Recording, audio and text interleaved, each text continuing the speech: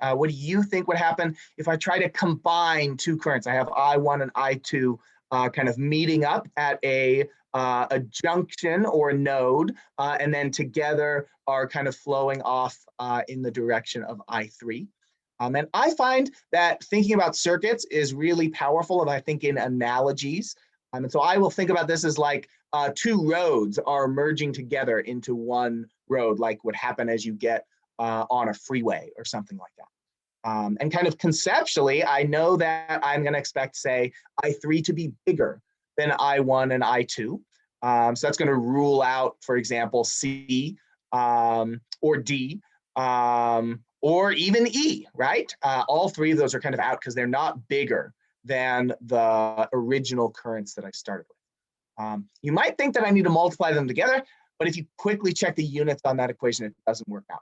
So I am going to get to do basically the easy thing here, which is add together the two currents, right? As long as both I1 and I2 are flowing into this junction, then I3 flowing out is going to be the sum of those two currents. A lot of intuitiveness to that result here.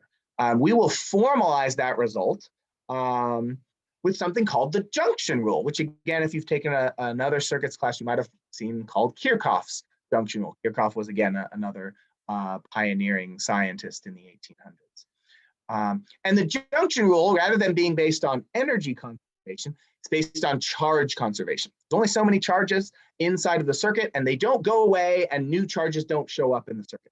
So there's only so many, and they're stuck there.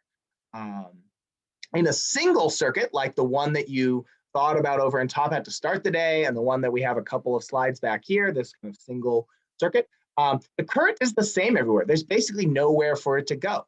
If I were standing at point B counting charges and I measure a certain current, and you're standing at point C and you're counting up the charges and you measure a certain current, if we got different currents, that would mean somewhere in between B and C, a whole bunch of charges, a whole bunch of current just kind of piled up in the middle like a traffic jam.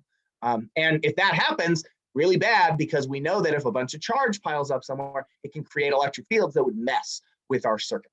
So the current is always going to be continuous and unchanging from point to point around a single loop circuit.